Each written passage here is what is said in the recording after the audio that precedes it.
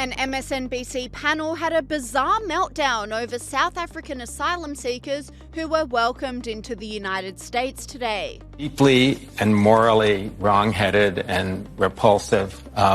These are the descendants of the people who created the most diabolical system of white supremacy in human history, apartheid. They're not directly responsible for it, but it was a system that actually moved black people off of the arable land. So they inherited the land that the black people had to give up. It was called forced removal. It was something called a Bantustan policy, where they moved black people out of the cities and farmlands into these remote areas with non-arable land. I mean, it was just one of the most worst processes ever. But what has happened in this strange, bizarre world we're living in is that the Afrikaners have become the darling of these right-wing white supremacist movements around the world. He then made the astonishing claim that this group weren't persecuted because only a few South African farmers were murdered. Trump amazingly called it a genocide, one of the worst lies I've ever heard him say. There's just been a small handful of farmers that have been killed over the past 10 years. No land has actually been expropriated.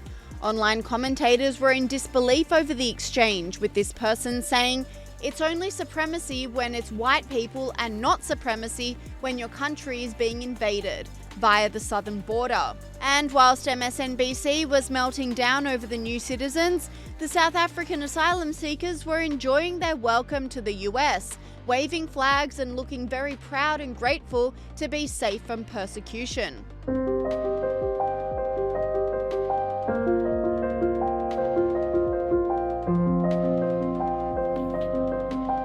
Welcome. Welcome to the United States of America. A lot of you, I think, are farmers, right? When you have quality seeds, you can put them in foreign soil and they will blossom, they will bloom. And we are excited to welcome you here to our country where we think you will bloom, and we will hopefully allow you to have fulfilling lives for your children, and then we will benefit alongside you. This commentator welcomed the new citizens, saying, "Refugees from South Africa. Notice these are actual families, men, women and children who will easily assimilate and appreciate the United States. Stark contrast between the hordes of single men who were coming to abuse our system." The granting of asylum is just the latest step by the Trump administration to grant these South African victims safety and security. Earlier this year, Trump announced he would be cutting funding from South Africa over human rights violations. He said in a Truth Social post, "South Africa is confiscating land and treating certain classes of people very badly. It is a bad situation and the radical left media doesn't want to so much as mention. A massive human rights violation at a minimum is happening for all to see. The United States won't stand for it. We will act. Also, I will be cutting off all future funding to South Africa until a full investigation of this situation has been completed." But CNN slammed this move today. Of refugee status. Also, the U.S. actually cut off its economic assistance to South Africa over this as well. So it's not just not letting black South Africans in or other people from other parts of the continent.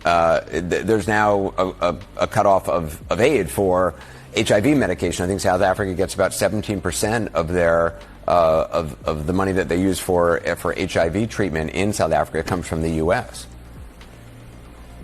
And that, as you know, has happened across the continent, that there are kids dying right now across the African continent because they can't get emergency food aid, which costs maybe $70 to save a child's life, because they can't get AIDS medication, which costs 12 cents a day.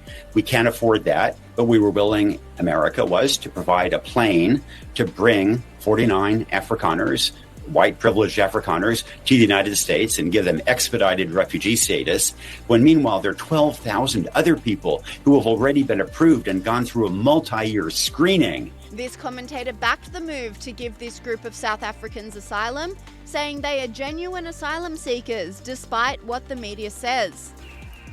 Hey, America. You saw those South African farmers today that were actually waving the American flags because they were happy to be in the United States? Yeah, those are political asylum seekers. They're not waving another country's flag. Oh, and guess what? You probably won't hear much about it on the mainstream media because, well, they're white.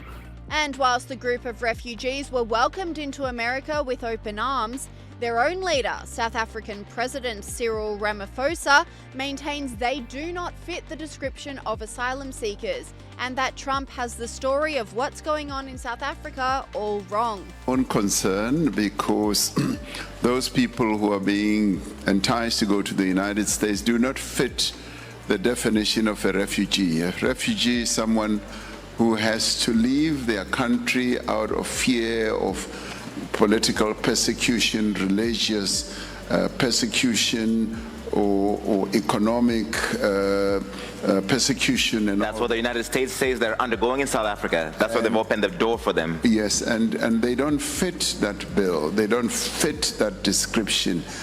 And I had a conversation with President Trump on the phone, and he said, what's happening down there? And I said, President, what you've been told by those people who are opposed to transformation back home in South Africa is not true.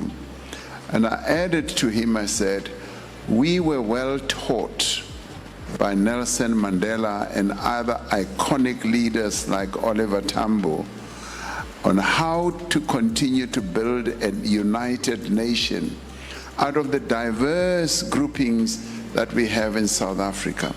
We're the only country on the continent where the colonizers came to stay, and we have never driven them out of our country.